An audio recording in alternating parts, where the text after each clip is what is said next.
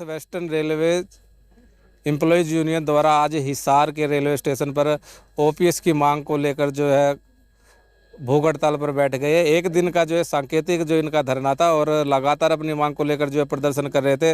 इनकी क्या कुछ मांग है हम इनसे जानना चाहेंगे। हमारे साथ एम्प्लॉयज़ इनसे जानना चाहेंगे।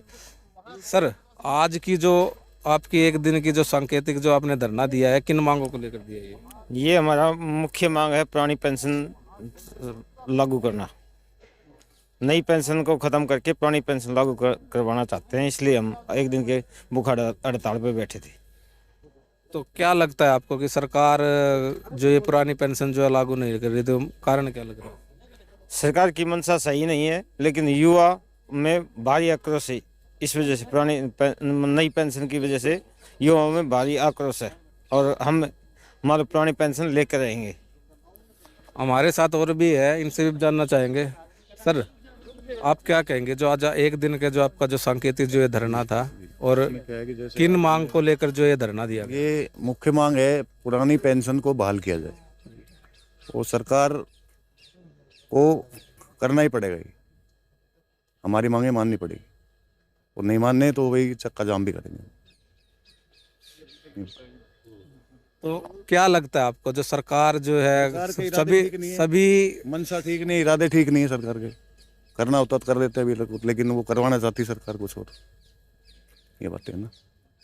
अगर आपकी मांग अगर पूरी नहीं तो फिर अगला क्या कदम करेंगे? चक्का जाम करेंगे, फाइनली रेल का चक्का जाम करेंगे।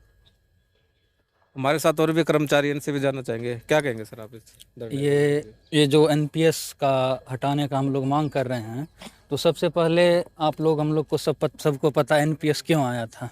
एनपीएस इसलिए सरकार के द्वारा लाया गया था कि बोलता था आर्थिक बोझ पड़ जाता है, ठीक। तो उस समय 2004 से लगा हुआ है ये। तो एक ये भी तो देखिए, क्या जो भारत सरकार का जो आर्थिक बोझ पेंशन के कारण था और राजस्व एकत्रित हम लोग नहीं कर पाए। समझ रहे हैं किस स्तर का हम लोग डेवलपमेंट किए हैं कि 0.5 या 1% एम्प्लॉय को हम लोग पेंशन नहीं दे पा रहे हैं। पहला ये बात है। और अगर हम कोई भी जैसे वेस्टर्न कंट्री में देखते हैं तो सिक्योरिटीज़ के तौर पर जो बेरोजगार रहता है उसको भी कुछ देते हैं, अलाउंस या जो भी हर एक चीज़ का। और जो भी जब वृद्ध हो जाते हैं तो उसका अलग हिसाब किताब रहता है, ठीक।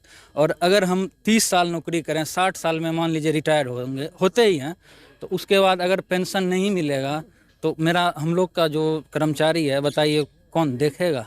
कोई जो भी, जब एक तो उम्र हो जाता है इतना कि आदमी कमा नहीं पाएगा, एक तो ये सिक्योरिटी रहता है ना, तो इसलिए इसको देना चाहिए।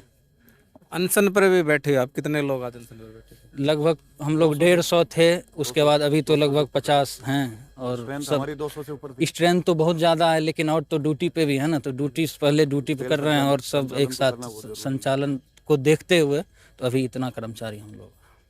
हमारे साथ और भी कर्मचारी, इनसे जाने। सर, ये पूरी मांग बता दीजिए, मुख्य मांग आपकी क्या है? क्यों आज यहाँ पर धरने पे बैठे हो? सांकेतिक धरना किस टाइम से ले किस टाइम तक का ये धरना दिया गया? देखिए, मैं आपको बता दूं कि हमारा जो संगठन है AIRF, all India railway man federation, जिससे कि हमारी एफिलिएटेड यूनियन है north western railway employees union, हम लगातार पुरानी पेंशन की मांग को लेकर, जो कि हमारी मुख्य मांग है, मांग तो हमारी काफ़ी है।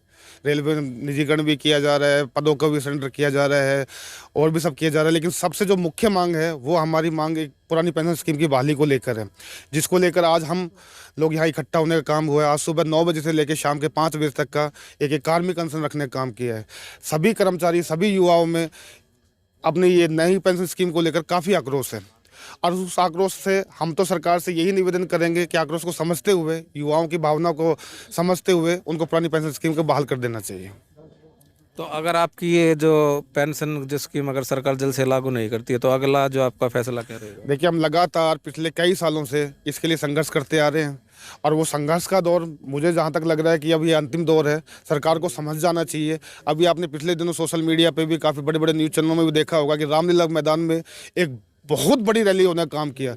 आज तक की हिंदुस्तान में कभी इतनी आक्रोशित रैली नहीं हुई जितने रामलीला मैदान में होने का काम हुआ।